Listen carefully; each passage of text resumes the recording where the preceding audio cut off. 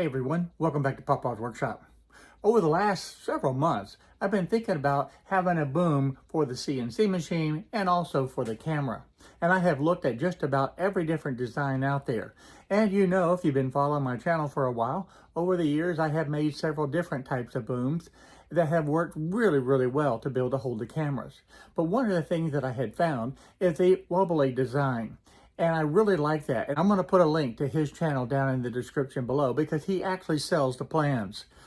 Now I wanted to take it one step further and just design my own since I had the VCar Pro. So I don't want to take anything away from his design because I actually think it's fantastic. Now when I designed mine, I threw it together very quickly and I actually made a few little small mistakes.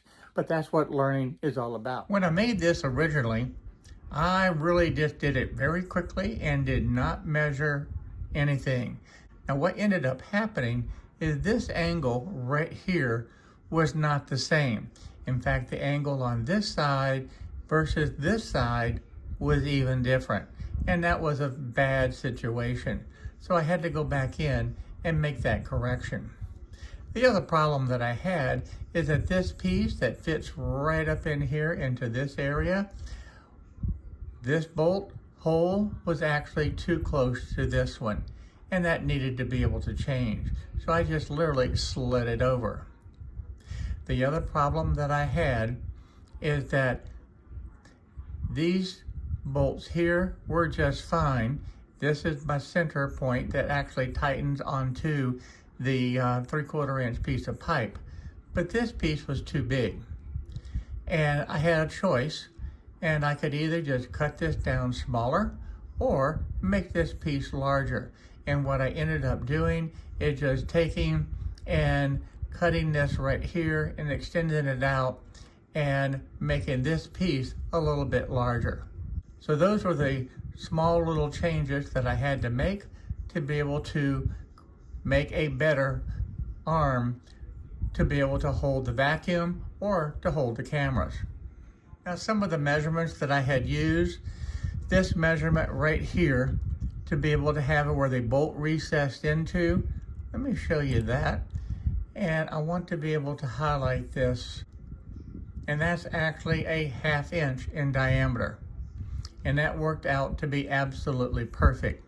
And remember, the bolt itself is actually a 1/2 inch wrench that you use.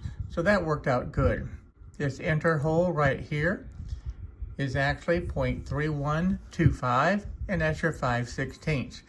So it fits snug and tight, and that works well. So I'm happy with that. Now these holes actually are the same thing. They're a 1/2 inch, and that gives enough movement. Now I have no idea the actual sizes that they had used on the Woby Design, because I just literally sat down and drew this out based on what I wanted to be able to do. So let me give you a little bit of the sizes. I come over here to the measure tool and I can click right here on the end of this and drag it over to the end, and that's actually 11 inches. And that worked out real well for my need. If I had to do it over again, I'd probably make this a little bit longer. Let's show you the width. And as far as the width of these, they're 1 inch. Now as far as these components, I just made these 5 inches. So if I click right here and come down to this point, you can see that's 5 inches. The other thing that I needed to do is when I came back and made the corrections, I wanted to make sure that all of these lined up perfectly straight. And that was another flaw that I had. They were ever so slightly out of alignment.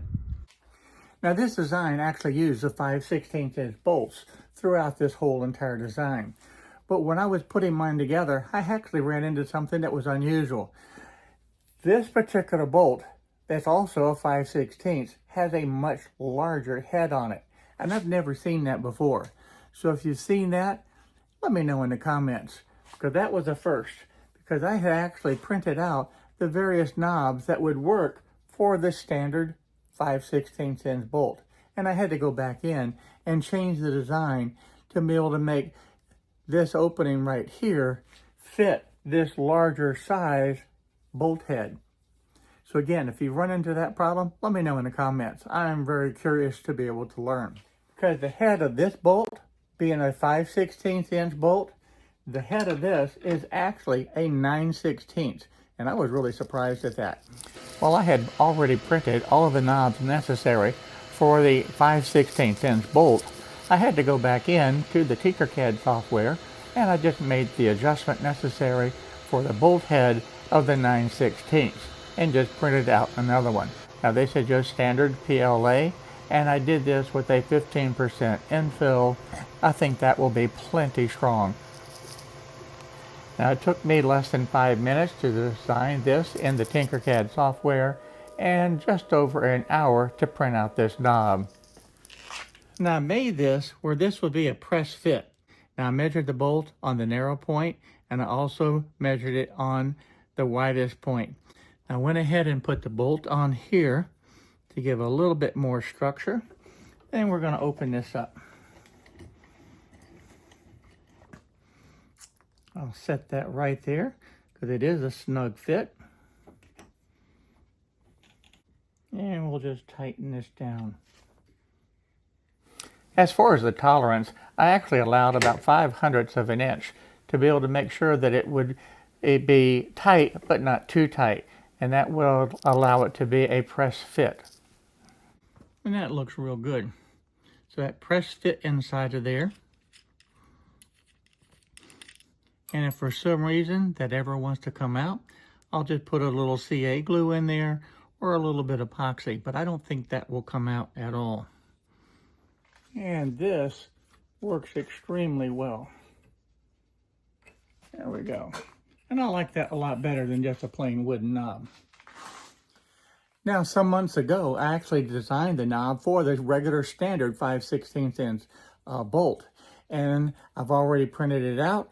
And this one is going to fit in there very nice. And that is going to be perfect. Months ago, when I designed this camera boom, I designed it without using the tabs. So I was just going to use the glue and the tape method to be able to hold it down. In hindsight, I wish I had added the tabs. But that being said, the G-code's already completed. It's ready to go. So I'm just going to use the guidelines in the VCarve Pro to be able to lay out exactly where I want the tape so I can add the glue in the appropriate place to hold the different parts. I'm using a piece of 1-inch foam to be able to act as a auxiliary wasteboard, and that is with the glue and the tape method. And basically it's just 2 pieces of tape that holds this down. Now this looks like a lot of tape, but this tape's required to be able to hold all the various pieces down. If it wasn't for that, really about 2, maybe 3 pieces of tape would be necessary. So now that I have all the tape down, I want to show you the guidelines in the VCarve Pro. So these are the guidelines that I had set up to be able to have the tape placed where it needs to be able to hold these various parts. Now again, in hindsight, I should have used the tabs. So I put this down, push it in place, and that's going to hold it. It's not going to go anywhere now. So I have the glue and tape method that's used to hold the wood to the foam and also the foam to the wasteboard. For the second one that I'm going to make, I'm actually went back into VCarve Pro and added the tabs.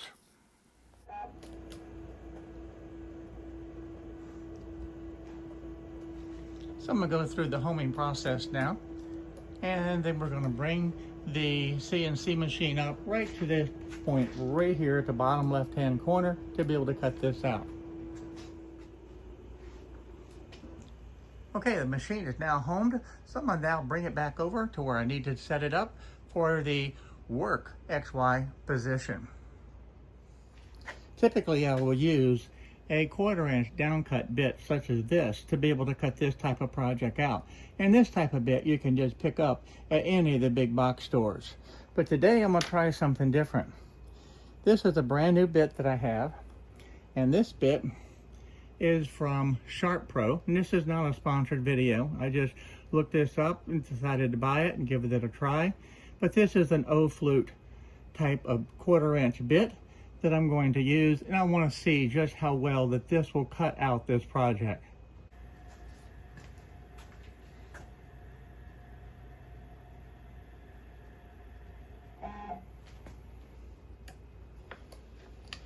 It's just amazing at how quiet this machine is. That was at the regular full volume and you could barely hear it. With the Z-axis set now, I'm going to move it over to the bottom left-hand corner of the plywood, and I will set that as the XY work home position. Now I have this located right about here, and that should be just fine. I have plenty of room on the X-axis, so I'm going to use this as my XY work 0 position. When I designed the tool paths, I set it up with 3 different tool paths. One to cut the bolt pocket, which actually cuts down 0.2 of an inch, and then the second one cuts all the way through, and the third one cuts out the project. Because I'm using the same bit for all 3 tool paths, I can combine it all into one, and that's what I did. So this one bolt pocket actually has all 3 tool paths. So I'm going to click on this one, and I'll hit open, and you'll see that come into the open build software, and that's what it's going to look like. So now all I need to do is be able to hit run job. And you can see the first tool path is cutting this down 0.2 of an inch. And you can see just how quiet this machine runs. It's absolutely amazing. And you can also see, without having a dust boot on, it creates a lot of sawdust. And I want to be able to show you the difference. At this point, the first tool path and most of the second tool path are completed. So in the open build software, I paused the job and actually hooked up the hose to the dust boot. Once I have that attached, then I just hit run job again or continue, and it will continue to run the program. Now at this point, the vacuum itself is the loudest tool in the shop, so I had to turn down the volume. But you can see the job is continuing to cut out the remaining holes for the second tool path. Now that that is completed, it immediately starts cutting out the third tool path, which is the actual cutout itself of all the individual parts. If you look carefully, you can see where this part is cut completely out, and a bit went down all the way to the foam itself. Now the foam is not cut, and the glue and the tape method is holding that part in place. On a very rare occasion, such as this, that part did come loose, and the glue and the tape method did not hold it in place. And that is a factor of just not having it pressed down and making good contact. But the part itself is fine, and it actually cut very, very clean. I'm impressed with this new bit that I'm using. It only took just a couple minutes to lightly sand each of these parts, just to take off just a little bit of the rough edges. But this came out extremely clean, and I'm very, very pleased with this new bit. To show you just how effective it is using the glue and the tape method, it takes a putty knife to be able to release these parts from this wasteboard itself. To begin the assembly, I installed the 5/16 inch T-nut, and that way that will be used to be able to clamp this camera boom to the 3/4 inch pipe. Then I'll insert all of these different bolts, and I'll tap those in place as well. So I have all the 5/16 inch bolts in, and I have one washer. Now I want to put this on, and I want to put this on. Now this is 1/2 inch plywood, so you're going to need to have at least 2 washers on this middle section. Now it may take more, because this is a 3/4 inch pipe. And I'm going to put this on as well. Now you notice this is a little tight, so that's a design flaw that I actually need to correct and make this base a little bit larger. But we're going to see if this will work for now, and we'll put that on, and we'll put the 2 washers on here also.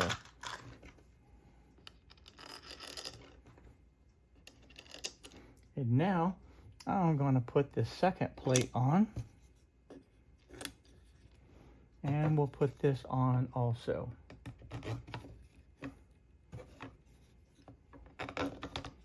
There we go.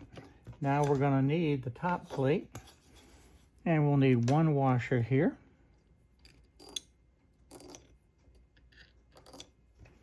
And we'll put one washer on this location.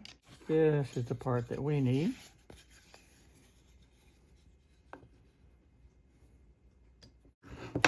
Now the real trick, let's see if this will slide through. There we go.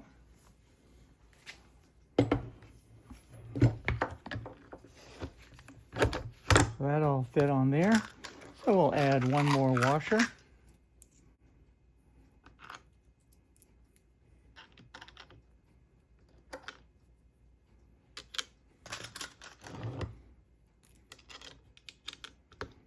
Now, I thought about using the nylon to lock nuts, but we're going to start with this and see how it goes. All right, so that part's done. Let's go ahead and add the rest of this. So once we have everything assembled and just hand tight, I want to turn and get these bolts where it lines up with the grain of the wood.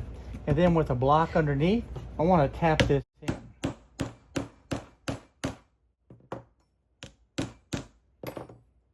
And we'll do the same thing with this one.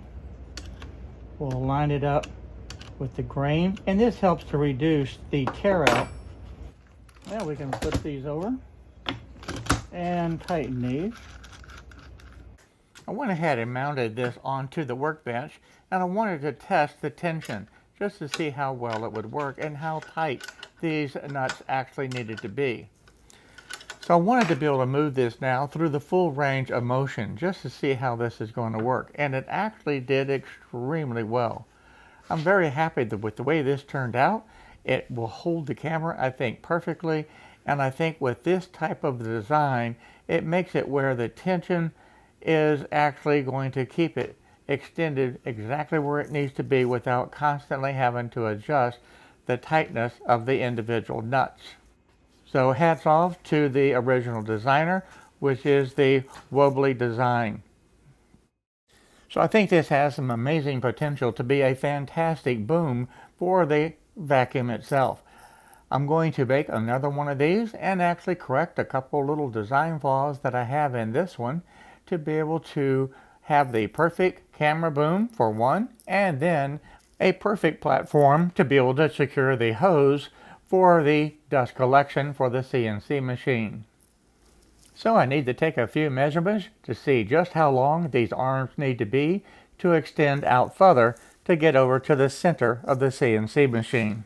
Now this video is getting a little bit long, and because of that I want to be able to wrap it up here, but I wanted to bring you on the journey on how I designed this, the inspiration that I had to be able to design it, and how little bitty small errors can really multiply into some significant visual effects. So by this angle being different, we've put these bolts out of alignment, and then that resulted in this angle being down. It's not horizontal to the floor. So those little details make a difference. Now this camera boom is going to work just fine. It's going to do everything that I want in the shop. But I'm going to make the next one and cut it out for the vacuum boom itself for the CNC machine. And the nice thing about it is it'll have this pipe clamp attachment so that I can move it from one CNC machine to the next to be able to make it a very effective tool in the shop. I am so glad that I made this, and I hope that you'll follow me on this journey on being able to complete this second part of the videos. So for now, I'm going to say bye-bye, and I'm going to see you real soon in that next video.